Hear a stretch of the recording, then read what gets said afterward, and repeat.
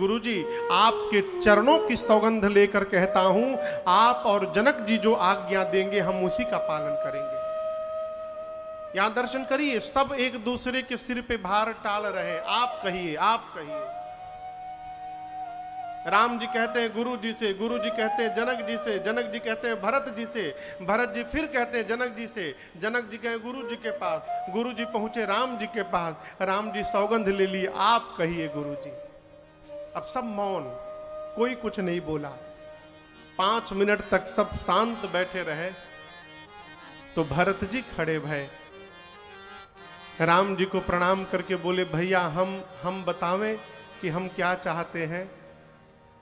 हम अपने मन की बात बोले, भैया हम क्या चाहते हैं। राम जी बोले कहिए।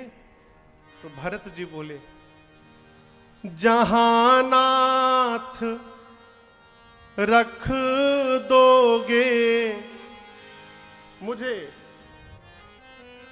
जहानाथ रख दोगे, जब तक नहीं कहिएगा वहीं मैं रहूंगा। जहां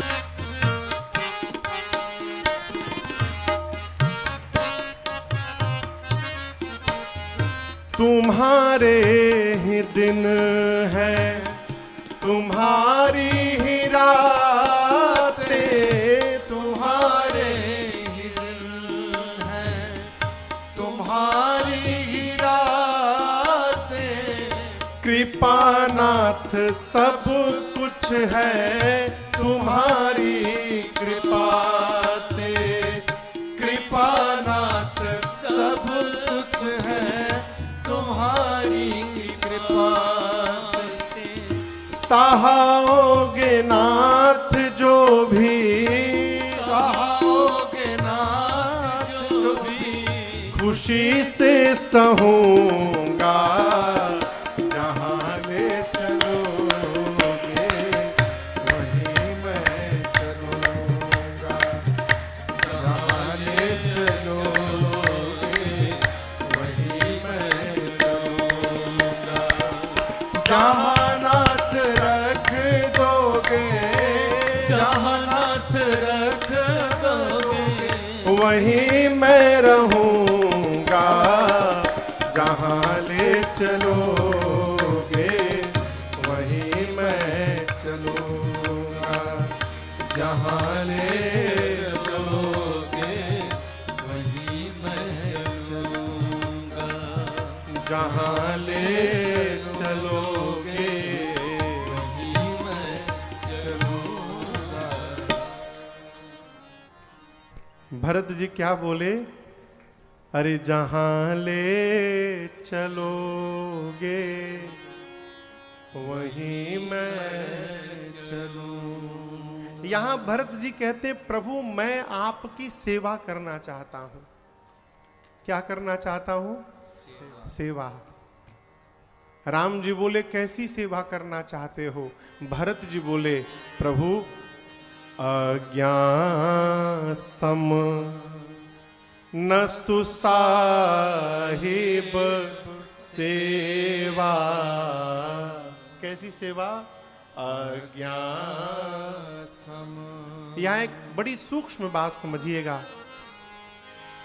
पिताजी रात को सोने चले गए तो बैठकर 1 घंटा पिताजी का पांव दबाना, ये वास्तव में सेवा नहीं है, ये आपका कर्तव्य है। अच्छा आप बताओ, 1 घंटा रोज बाबूजी का पांव दबावें और बाबूजी की एक भी बात न माने, तो इस पांव दबाने का क्या मतलब? श्रेष्ठ की सबसे बड़ी सेवा जानते हैं क्या है? जीवन भर श्रेष्ठ की आज्ञा का पालन करना, यह सबसे बड़ी सेवा है। आज्ञा का पालन करना।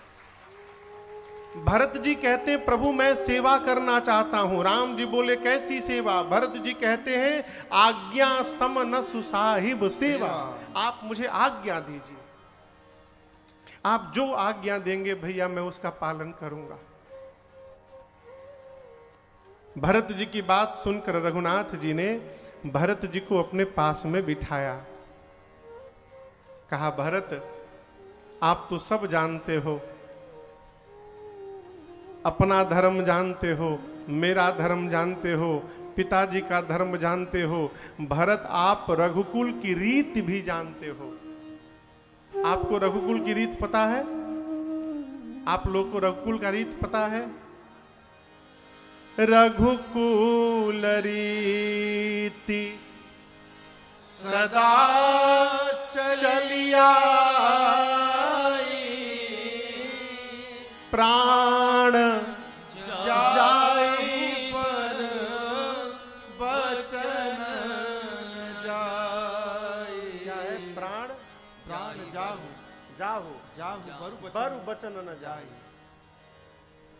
कहते हैं रघुकुल की रीति है, प्राण भले चला जाए बचन नहीं जाना चाहिए। ये हमारे घर की परंपरा है। भरत, समय से पहले यदि सूर्य नारायण अस्त हो जाएं, डूब जाएं, तो कहिए संसार में किसको कष्ट नहीं होगा। सूर्यास्त का समय सायंकाल 6 बजे है और दिन में 3 बजे ही सूर्य अस्त हो जाए, कष्ट होगा ना। पूरी प्रकृति इधर से उधर हो जाएगी। राम जी कहते हैं वैसा ही उत्पात हमारे आपके साथ हुआ है। समय से पहले सूर्य वंश के सूर्य पिताजी का अस्त हो गया। लेकिन भाई, आप बिल्कुल चिंता मत करिएगा। अभी हम और आप अनाथ नहीं भय हैं। हमारे और आपके सिर पर भगवान के रूप में गुरुदेव भगवान बैठे हैं और पिता के रूप में जनक जी महाराज बैठे हैं। अभी हम लोग अनाथ नहीं भय भाई। राम जी बोले भरत जी, मैं यही कहूंगा आपसे कि आप अपने धर्म का पालन करिए और अपने भैया से उनके धर्म का पालन करा दीजिए। सो तुम करहु करावहु मोहु। भरत जी प्रणाम करके बोले भैया, तीर्थराज प्रयाग में धर्म मिल रहा था, मैं छोड़ के चला आया। मेरे जीवन का एक ही धर्म है कि जब तक श्वास है मुझे अपने भैया की आज्ञा का पालन करना है। इसके अलावा मेरे सामने दूसरा कोई धर्म नहीं है। इसलिए मैं चाहता हूं कि आप अपने मुख से कहिए कि भरत तुम ये करो। आप जो कहेंगे मैं करूंगा। रघुनाथ जी देखें कि मेरे ऊपर भार आ गया, तो भगवान ने कहा ठीक है, यदि आप चाहते हो भरत कि मैं ही कह दूं तो चलिए कहता हूं। भरत, आप और मैं आज हम दोनों भाई मिलकर चलिए बंटवारा कर ले। क्या कर ले? क्या कर ले? बंटवारा। बंटवारा शब्द सुनते भरत जी कांप गए। कहे प्रभु, संपत्ति को आपने ठोकर मारा, उस संपत्ति को मैं भी छोड़ के आया हूं और आप बांटने की बात करते हैं। राम जी बोले भाई बांटेंगे, लेकिन हम दोनों भाई मिलकर आज अपने घर की संपत्ति को नहीं बांटेंगे। हम दोनों भाई मिलकर आज अपने घर की विपत्ति को बांटेंगे। हम लोग विपत्ति में बंटवारा करेंगे। राम जी ने आदेश दिया, बांटी विपत्ति सब ही मोहि भाई, तुम ही अवधि भरी बड़ी कठिनाई। राम जी ने कहा विपत्ति बांटेंगे। कैसे बांटेंगे? 14 वर्ष आप जाकर अयोध्या में रहेंगे और 14 वर्ष मैं वन में रहूंगा। यही बंटवारा हुआ। ये प्रसंग कहता है माई बाप, भाई से अगर बंटवारा करना भी है ना, तो संपत्ति में बंटवारा करने से बचिए। बांटना है तो भाई की विपत्ति में बंटवारा करिए।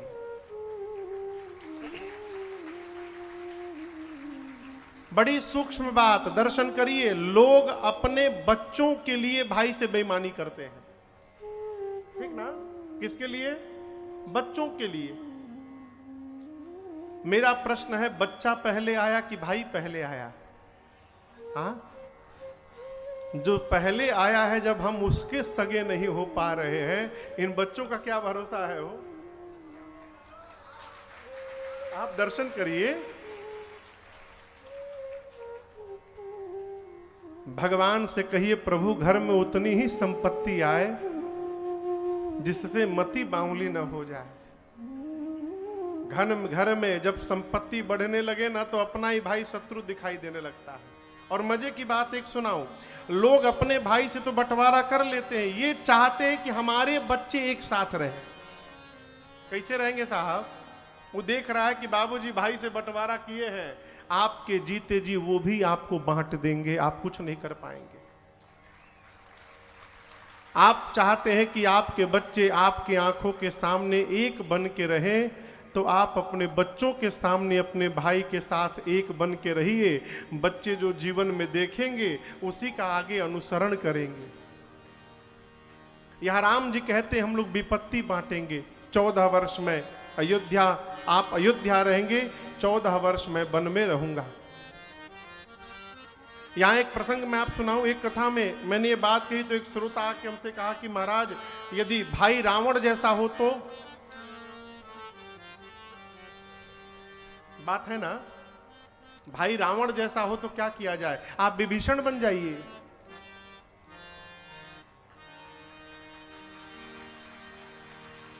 अभी मैं जहां से बोल रहा हूं वहां आप नहीं पहुंचे हैं। विभीषण बन जाइए, इसका मतलब घर का भेदी लंका ढाहे नहीं। आप सोच नहीं सकते हैं कि रावण और विभीषण दोनों एक दूसरे को कितना प्रेम करते थे। आप कल्पना नहीं कर सकते। जिस रावण के राज्य में राम कहना राष्ट्रद्रोह था, उसी लंका में रावण ने विभीषण के लिए मंदिर बनवा के दिया था। आप सोच सकते हैं? विभीषण जी राम जी का जप करते हैं, क्या रावण को नहीं पता है? इतने गुप्तचर है उसके, लेकिन रावण जानता है कि मेरा भाई भगत है, तो महल के अंदर कहा मंदिर बनवा देता हूं, जो भी पूजा पाठ करना भीतर करना, बाहर मत करना। रावण जानता है कि विभीषण मेरे साथ रहेगा तो मर जाएगा, मेरा भाई साधु है। और रावण ये भी जानता है कि विभीषण जी रावण को इतना प्रेम करते हैं कि वो रावण को छोड़ के जाने वाले नहीं है। रावण सोचने लगा भाई को बचाना है, मेरे साथ रहेगा तो ये भी मारा जाएगा। अवसर ढूंढने लगा कैसे बचाऊं। हनुमान जी के वापस जाने के बाद एक दिन विभीषण जी रावण को समझाने लगे कि मेरी बात मानिए भ्राताश्री, सीता जी को दे दीजिए वापस राम को। रावण मन में सोचा बस यही सबसे अच्छा समय आया है। रावण नाटक करने लगा, बोला मेरे नगर में रहकर और तपस्वियों से प्रेम करता है, मम पुर बसी तपस्विनी पर प्रीति, मारा एक लात 60 मिली जाए नहीं कहूं नीति। यहां रावण जानबूझ के मारा। क्यों? मारूंगा, अपमान करूंगा तो क्रोध में आकर विभीषण मुझे छोड़ के भगवान के पास चला जाएगा, भगवान के पास जाएगा तो बच जाएगा। अब मेरे मरने के बाद लंका को कम से कम विभीषण जैसा साधु राजा तो मिल जाएगा। ये रावण का चिंतन है। यदि आपका भाई रावण जैसा है तो विभीषण बनिए, प्रेम करिए। लेकिन आपको एक बात बताऊं, अपना भाई शत्रु दिखाई पड़ता है। भाई साहब समझते हैं? अपना भाई केवल भाई होता है, भाई साहब नहीं जानते हैं। आप लोग जानते हैं ना? ये मेरे भैया हैं, इसका मतलब बड़े भाई। ये मेरे भाई हैं, इसका मतलब छोटे भाई। ये मेरे भाई जैसे हैं, इसका मतलब नाटक। जैसा वैसा कुछ नहीं होता। हम लोग किसी घर में जाते हैं तो लोग कहते हैं महाराज इसको अपना ही घर समझिएगा। इसका मतलब 9 दिन तक, 10वें दिन नहीं, केवल 9 दिन तक अपना समझिएगा। जो अपना होता है ना, वहां समझना नहीं पड़ता है, वो अपना ही होता है। भाई जैसे है मतलब कुछ नहीं। अब भाई साहब है, इसका मतलब साढ़ू है। साढ़ू समझते हैं ना? उनको लोग कहते हैं भाई साहब है हमारे। भाई साहब अंत में काम नहीं आएंगे हो, अंत में जो अपना भाई है वही काम आपके आने वाला है, इसलिए भाई को बचाइए। राम जी ने कहा भरत आप 14 वर्ष वन में अयोध्या रहेंगे, मैं 14 वर्ष वन में रहूंगा। भरत जी राम जी के चरणों में गिर गए, कहे प्रभु अभिषेक की सामग्री लाया हूं। राम जी बोले वापस आने पर अत्रि मुनि जहां कहे वहां रख दीजिए। आज भी जब आप चित्रकूट से बांदा की ओर जाएंगे तो रास्ते में कुआं पड़ता है, कूप। अत्रि मुनि गए, अभिषेक की पूरी सामग्री उस कूप में रखवाएं और कहें भरत जी आज के बाद इस कूप का नाम भरत कूप पड़ेगा, और जो भी मनुष्य इस कुएं के जल को एक बार भी अपने सिर पे छिड़क लेगा उसे समस्त तीर्थों में स्नान करने का फल स्वतः प्राप्त हो जाएगा, इसमें कोई संशय नहीं है। राम जी से अनुमति लेके भरत जी 5 दिन चित्रकूट का दर्शन किए हैं। 6वें दिन प्रातः काल भरत जी पूरी सभा बैठी, भरत जी ने राम जी से आज्ञा मांगी। अब गोसाई मोहि देहु रजाए सेवो अवध अवधि भरे जाए। गुरुदेव राम जी से भरत जी ने क्या मांगा? अब गोसाई मोहि देहु रजाई। रजाई मतलब रजाई मतलब ओढ़ने वाली रजाई नहीं, रजाई मतलब राज आज्ञा। और राज आज्ञा कौन देगा? तो जो राजा होगा। भरत जी राम जी को राजा मानते हैं, इसलिए कहते हैं भैया मुझे राज आज्ञा दे दीजिए। क्यों? भाई जब कहेंगे तो हो सकता है प्रेम के कारण न जा पाऊं, लेकिन जब राजा की आज्ञा हो जाएगी तो मुझे जाना पड़ेगा। इसलिए भाई की तरह ना कहिए, राजा की तरह कहिए। अब गोसाई मोहि देहु रजाई, जिससे सेवऊं सेवा करूं अवध अयोध्या कितने दिन अवधि भरी जाए, 14 वर्षों तक अयोध्या की मैं सेवा कर सकूं। राम जी खड़े भय, भरत जी को गले लगाया है, लगे उपदेश करने। भरत कोई भी निर्णय लेना ना तो पहले माताओं से गुरु जी से पूछ लेना। और एक बात कहें भरत, आप मुखिया बन के जा रहे हैं, और मुखिया का स्वभाव समझिए। मुखिया मुख सोचा खान पान कहूं एक, पालई पोसई सकल अंग, तुलसी सहित विवेक। शरीर में यदि आपसे पूछा जाए कि आपके 2 हाथ है, दाहिना हाथ और ये कौन सा हाथ है? बायां हाथ, इनमें से सबसे अधिक काम कौन सा हाथ करता है? दाहिना हाथ। बायां कम करता है ना? क्या मुख सोचता है कभी कि जो भोजन ले रहा हूं दाहिना हाथ सबसे ज्यादा मेहनत करता है, इसको ज्यादा विटामिन प्रोटीन दो, बाएं को कम दो? सोचता है क्या? नहीं। मुख भोजन लेता है तो सिर से लेकर पांव तक जितने अंग हैं उन सबका एक समान पोषण करता है। उसी प्रकार भरत जो घर का मुखिया है, मुखिया को अपने परिवार के सदस्यों में भेदभाव नहीं करना चाहिए, उसको पूरे परिवारी जनों को एक दृष्टि से देखना चाहिए, कोई भेदभाव नहीं। दूसरी बात, हाथ में चोट लग जाए तो हाथ काम करना बंद कर दे, पांव में चोट लग जाए तो पांव काम करना बंद कर दे। पता है ना? आंख में चोट लग जाए तो आंख देखना बंद कर दे। आपने कभी मुख को अपना काम बंद करते देखा है? घाव हो जाए, जल जाए, कट जाए, कुछ भी हो जाए, मुख अपना काम बंद नहीं करता। क्यों? मुखिया है, वो जानता है यदि मैं रुक गया ना तो ये पूरा शरीर समाप्त हो जाएगा।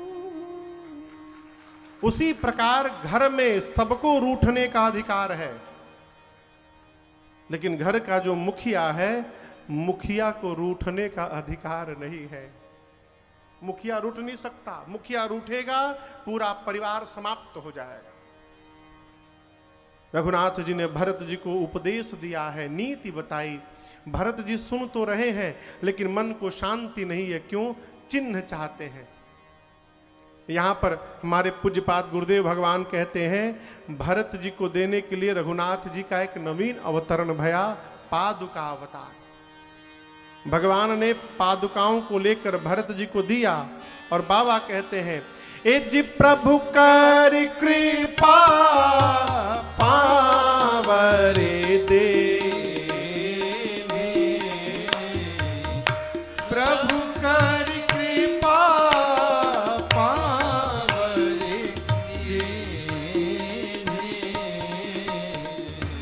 सादर भरत शीश धरे ले,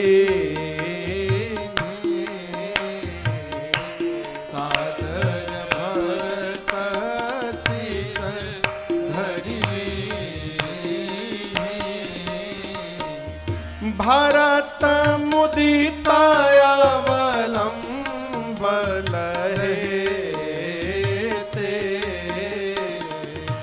भरत मुदित अवलंब लगे ते,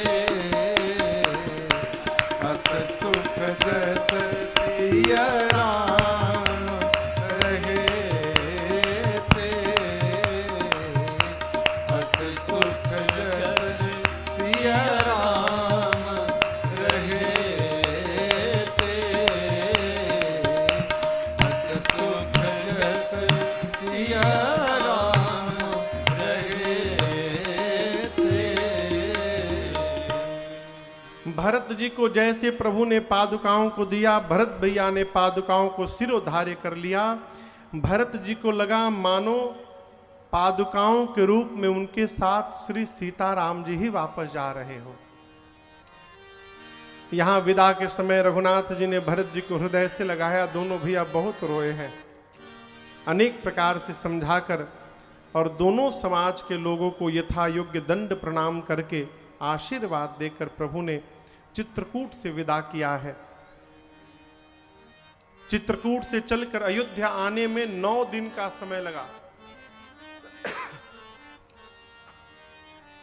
अयोध्या आकर आने के साथ भरत जी ने पहला काम किया, भगवान के पादुकाओं को अयोध्या के राज सिंहासन पर रख दिया। 5 दिन जनक जी महाराज रुके, राजपाट की व्यवस्था सुदृढ़ कराकर माताओं से और गुरुदेव से विदा लेकर गए हैं। भरत जी ने शत्रुघ्न भैया को माताओं की सेवा में प्रस्तुत किया है, माताओं की सेवा में लगा दिया। गुरु जी से अनुमति मांगे, गुरुदेव भैया मेरे वन में हैं और मैं महल में रहूंगा, उचित नहीं लग रहा है। गुरुदेव आज्ञा हो तो मैं नंदी ग्राम चला जाऊं।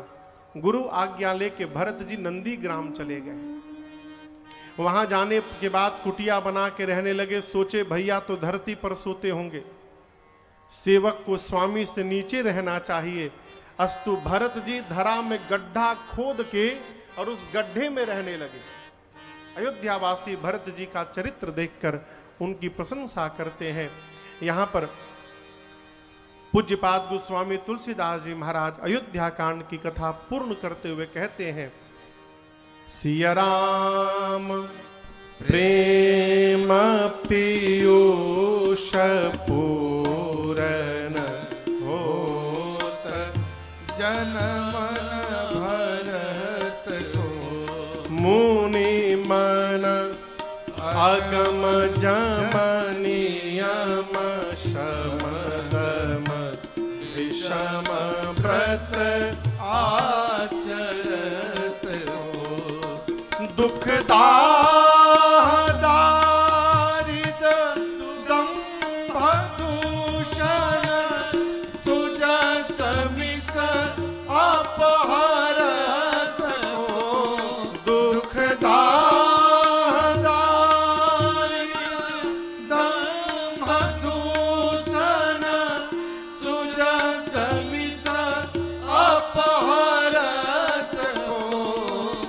कलिकाल तुलसी से सठनी हठे राम सनमुख करत को कलिकाल तुलसी से सठनी हठे राम सनमुख करत हो राम सनमुख करत हो राम सनमुख करत हो।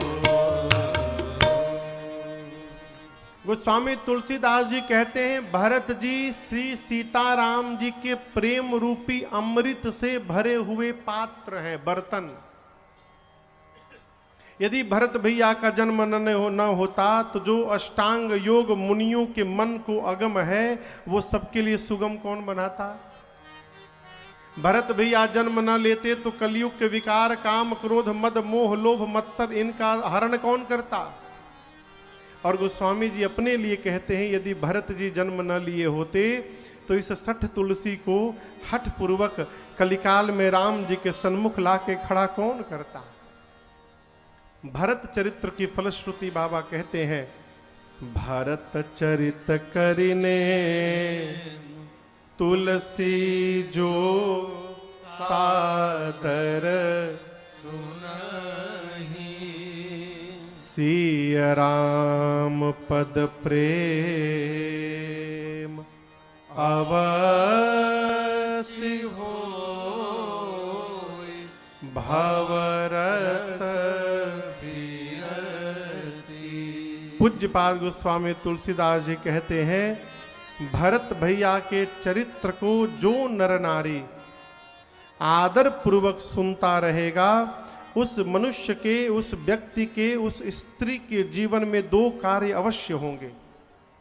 पहला कार्य, भरत जी की कथा सुनते सुनते सिया राम पद प्रेम, सीताराम जी के चरणों में प्रेम होगा। और प्रेम के बाद अवसि होय भवरस बिरति, धीरे धीरे संसार के विषय रस से मन को वैराग्य प्राप्त हो जाएगा। ये भरत जी के चरित्र की फलश्रुति है। अब आगे की कथा श्री अरण्य कांड में प्रवेश करती है। अरण्य कांड के प्रारंभ में एक बड़ी अद्भुत घटना घटी। आपसे एक बात निवेदन करूं, मैंने बात कही थी फिर कहने जा रहा हूं। जीवन में जब कभी अपने श्रेष्ठ का कोई व्यवहार समझ में ना आवे ना, अपने से बड़े की कोई बात समझ में ना आवे, तो श्रेष्ठ पर प्रश्नवाचक चिन्ह नहीं लगाना चाहिए। ये मान लेना चाहिए कि अभी हम इस बात को समझने लायक नहीं हुए हैं, अभी हमारी बुद्धि इस योग्य नहीं भई है। क्यों कह रहा हूं? एक दिन चित्रकूट में एकांत पाकर प्रभु के मन में भाव आया कि आज जानकी का श्रृंगार करूं। राम जी ने अपने हाथ से पुष्प उतारा और फूलों का गहना बनाया। यहां क्या लगाते हैं? गजरा। बाल के लिए गजरा बनाया, यहां के लिए मांग टीका बनाई फूलों की, कान के लिए कर्णफूल, गले के लिए हार माला, हाथ के लिए कंगन बाजूबंद, कमर के लिए करधनी, पांव के लिए पायल। किसका? फूलों का। और उसके बाद अपने हाथ से रघुनाथ जी मैया का श्रृंगार करने लगे। जिस समय प्रभु मां का श्रृंगार कर रहे थे, उस समय पूरा देव समाज इसका दर्शन कर रहा है। और उन देवताओं के बीच में देवराज इंद्र का एक बेटा है जिसका नाम है, क्या नाम है? जयंत। जयंत। जयंत ने जब ये देखा तो सोचने लगा ये भगवान है, भगवान कहीं पत्नी को सजाते हैं? अरे देवता लोग इन्हीं के भरोसे बैठे कि रावण से मुक्ति दिलाएंगे। नहीं नहीं, भगवान नहीं है, मैं पता करूंगा कि ये कौन है, इनके भुजाओं के बल का पता लगाऊंगा। जब मति मारी जाती है तो जीव ऐसा ही काम करता है। चलिए देखिए तनी महाराज जी का कितना दम है, पता लगाया जाए। अब तो ऐसा नहीं होता। पहले जब मैं कथा करता था शुरुआत में, एक कथा में तो बीच में खड़े हो गए। कहाँ वो? बलिया बलिया।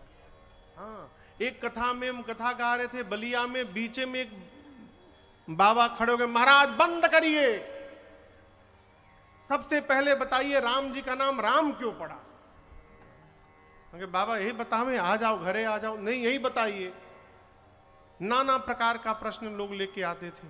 एक ने तो प्रश्न किया कि राम जी 14 साल बन रहे तो किसी फोटो में उनकी दाढ़ी मूछ नहीं दिखाई गई। 14 साल में तुमने दाढ़ी मूछ बहुत लंबे हो गए होंगे।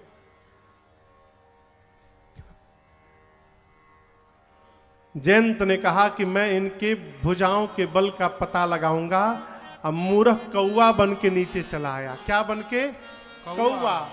अब मजे की बात देखिए, प्रभु ने मां का श्रृंगार किया, स्फटिक शिला पर बैठे हैं, श्रृंगार करके राम जी मां को देख रहे हैं, मैया सामने जयंत को देख रही हैं। जयंत सोचता है कि मैं माया का रूप बना के कौवा बन के आया हूं, मुझे कोई पहचानेगा नहीं।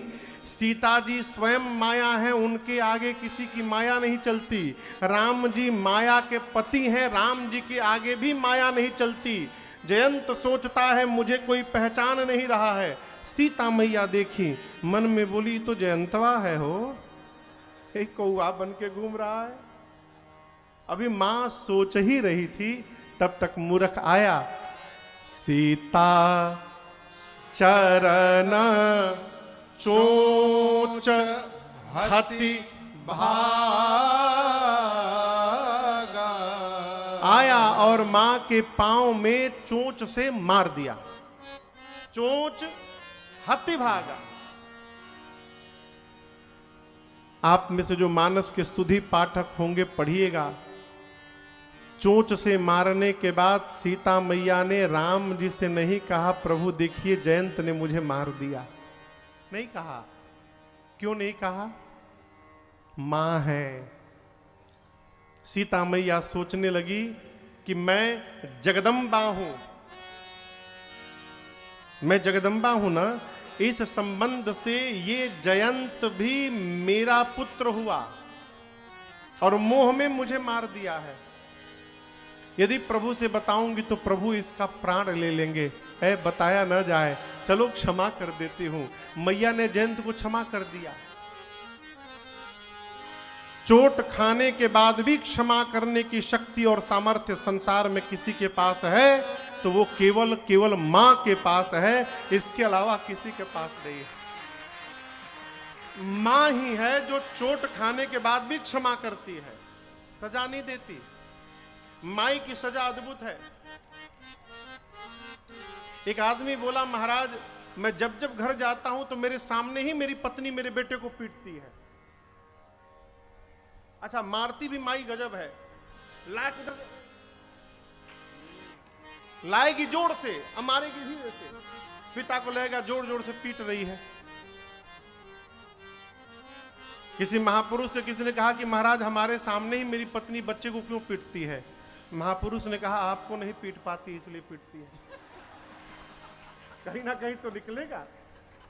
यहां दर्शन करिए, हम और आप मां शारदा की शरण में बैठे हैं। मैहर है सौभाग्य। आइए एक पद मैं अपनी मां को सुनाता हूं, शारदा मैया को। आप लोग भी गाएंगे संग साथ में, पीछे पीछे गाइएगा।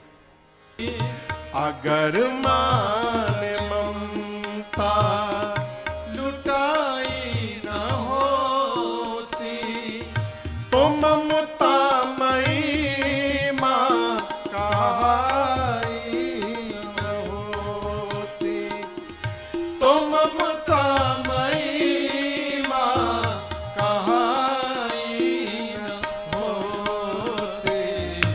अगर मां ने ममता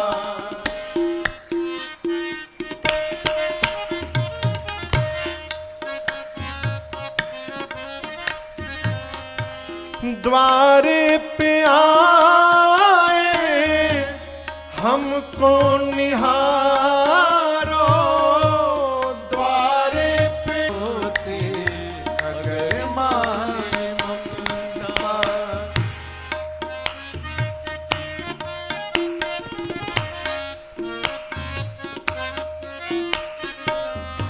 हमें क्या पड़ी है हम तुम्हें मनाए।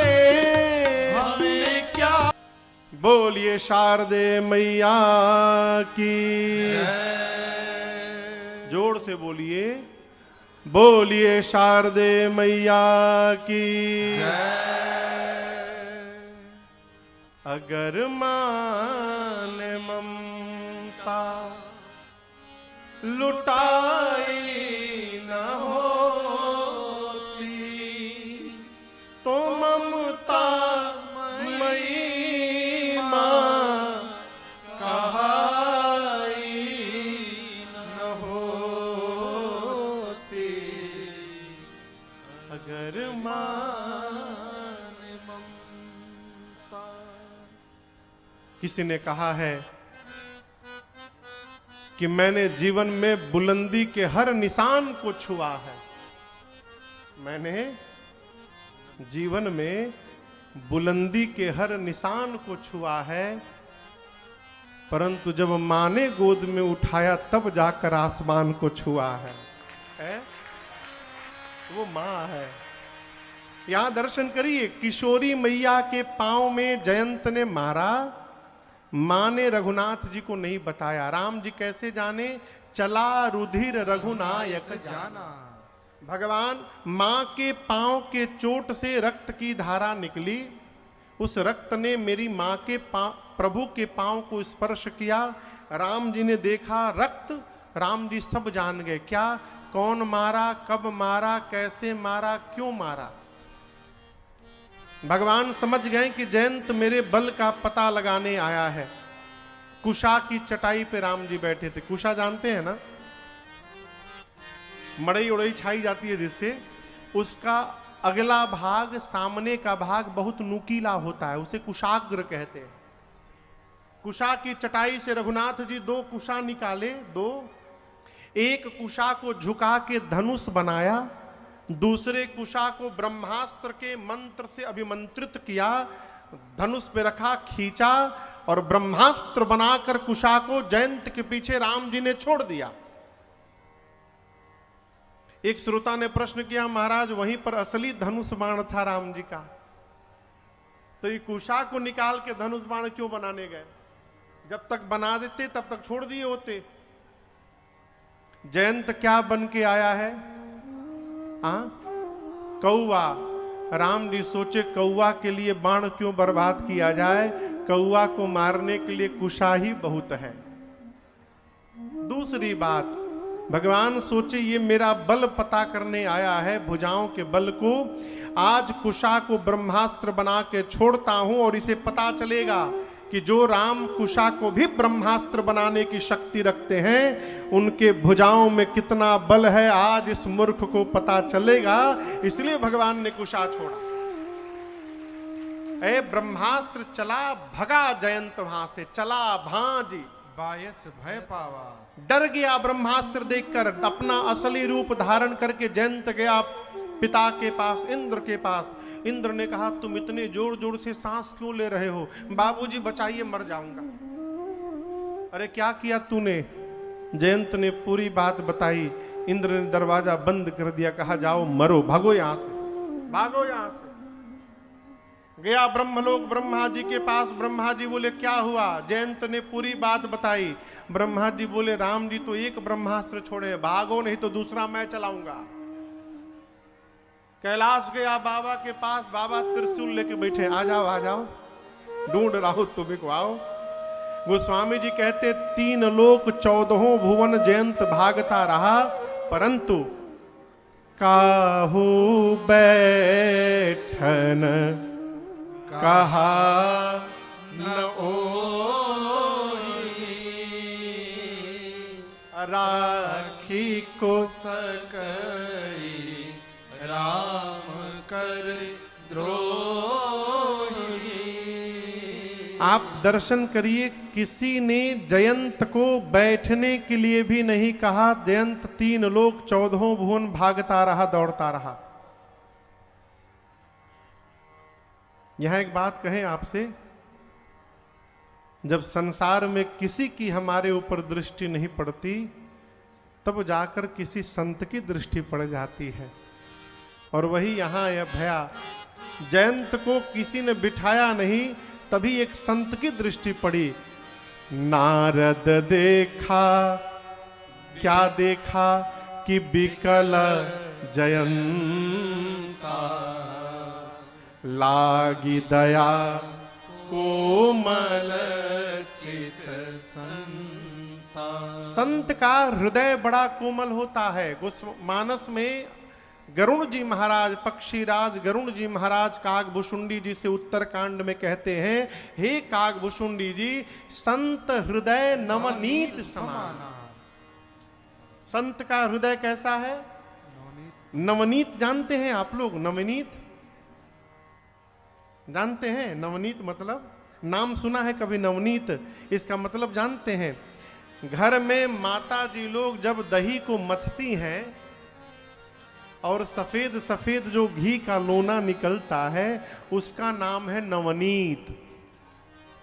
सफेद मक्खन जो निकलता है वो नवनीत है। कितना मुलायम होता है?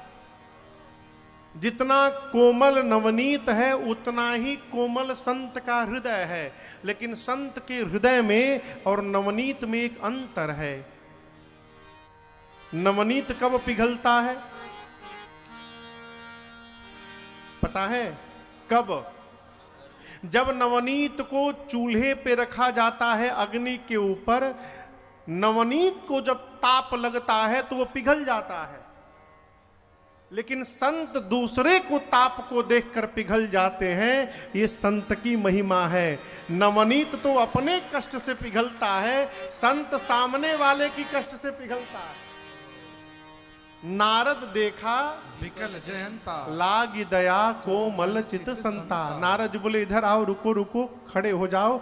जयंत बोला रोकिए मत, रुकते मर जाऊंगा, दौड़ा रहा है। नारद बोले रुको तो, कहां भाग रहे हो, क्या कर दिया तुमने? जयंत ने पूरी बात बताई। सीता जी के पांव में चोंच से मार दिया कौआ बन के, राम जी ने ब्रह्मास्त्र छोड़ दिया है।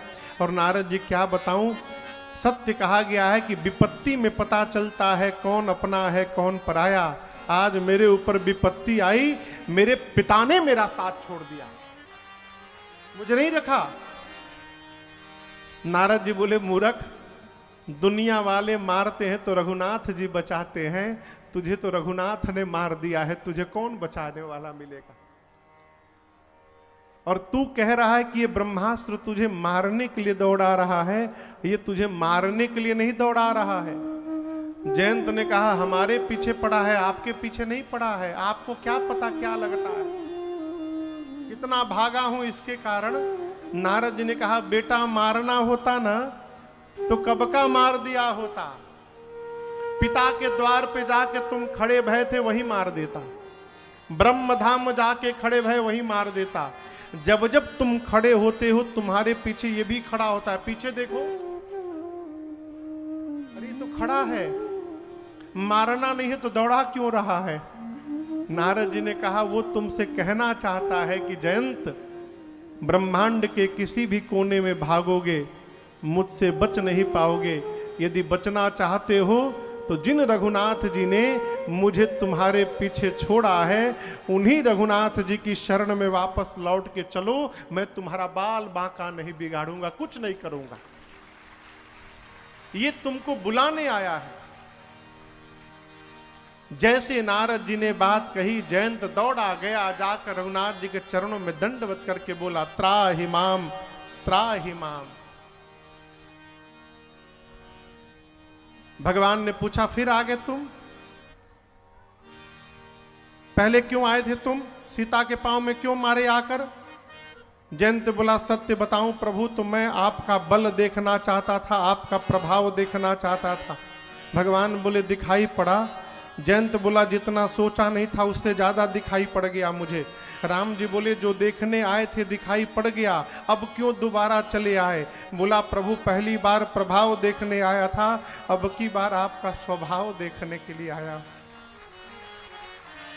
अगर नाथ दे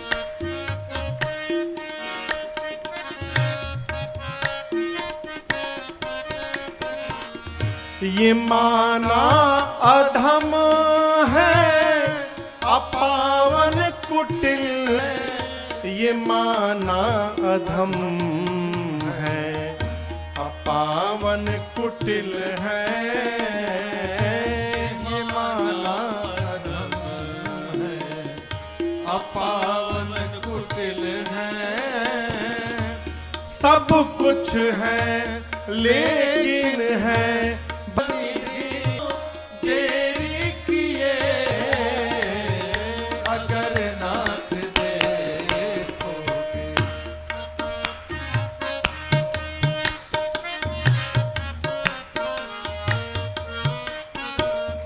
ये मन होगा निर्मल तुम्हारी कृपा से, ये मन होगा निर्मल तुम्हारी कृपा से। ये अवगुण हमारे अगर नाथ देखोगे, अगर नाथ देखोगे, अगर नाथ देखोगे। अवगुण हमारे अगर नाथ देखोगे। जयंत ने कहा प्रभु मैं आपका स्वभाव सुन के आया हूं। आप कहते हैं करोड़ों ब्राह्मणों की भी हत्या का पाप लगा हो और यदि वो जीव मेरी शरण में आ जाता है तो मैं उसके समस्त पापों को क्षमा करके और उसे स्वीकार कर लेता हूं। क्या आपका यह स्वभाव आज भी है ना कि बदल गया है? क्या वह स्वभाव पहला सरकार अब नहीं है? पहले वाला है क्या दीनों के वास्ते ये दरबार अब नहीं है। यहां एक निवेदन करूं आपसे, जीवन में प्रयास करिए जितने लोग आपके साथ चल रहे हैं आपके प्रभाव के कारण न चले, आपके स्वभाव के कारण चले। विधायक जी, सांसद महोदया, आप विधायक हैं, सांसद हैं, बहुत सारे लोग आपसे संबंध हम बनाते होंगे। आप हमको नहीं जान रहे हैं, हम आपके मामा के, फूफा के, चाचा के, दामाद के ससुर हैं। आप हमको नहीं जान रहे हैं भाई। आप आज तक कहां थे? आप विधायक सांसद नहीं बने थे इसलिए नहीं थे। प्रभाव के कारण जो आपके साथ जुड़ेगा माई बाप, वो तभी तक है जब तक आपका प्रभाव है। जिस दिन प्रभाव समाप्त हो गया, दिया लेकर ढूंढने से दिखाई देने वाला कोई नहीं है। इसलिए मेरी प्रार्थना, सभी लोगों से प्रार्थना, प्रयास करिए कि जो लोग साथ में चले वो प्रभाव के कारण न चले, स्वभाव के कारण चले। क्यों? प्रभाव तो समाप्त हो जाता है, स्वभाव जीवन भर बना रहता है, वो कभी समाप्त होने वाला नहीं है। मेरे रघुनाथ जी का स्वभाव है। हमारे पूज्यपाद गुरुदेव भगवान कहते हैं, ऐसा सुंदर अरे स्वभाव कहां पाया राघव जी तुम्हें, ऐसा किसने बनाया, राघव जी तुम्हें ऐसा किसने बनाया। तुम्हें राम भद्राचार्य अति भाया, राघव जी तुम्हें ऐसा किसने बनाया। हाँ, राघव जी तुम्हें ऐसा किसने बनाया। भगवान शंकर मां भवानी से कहते, देवी की मोह बस द्रोह, यद्यपि ते ही कर बध उचित, प्रभु छाड़ो करि छो को कृपालु रघुबीर सम। अपराध ऐसा किया जयंत ने कि उसका प्राण ले लिया जाए, लेकिन रघुनाथ जी ने क्षमा कर दिया। एक नयन करी तजा, उसकी एक आंख निकाल ली बस। आंख क्यों निकाल ली? आंख क्यों निकाल ली? इसलिए निकाल ली कि लोग ये न कहें कि भगवान के द्वारा छोड़ा हुआ ब्रह्मास्त्र विफल हो गया। उमाई ठीक चली जाती, लेकिन इतना आप लोग झुकाने लगे मैया को कि हमरो ध्यान चला गया उधर।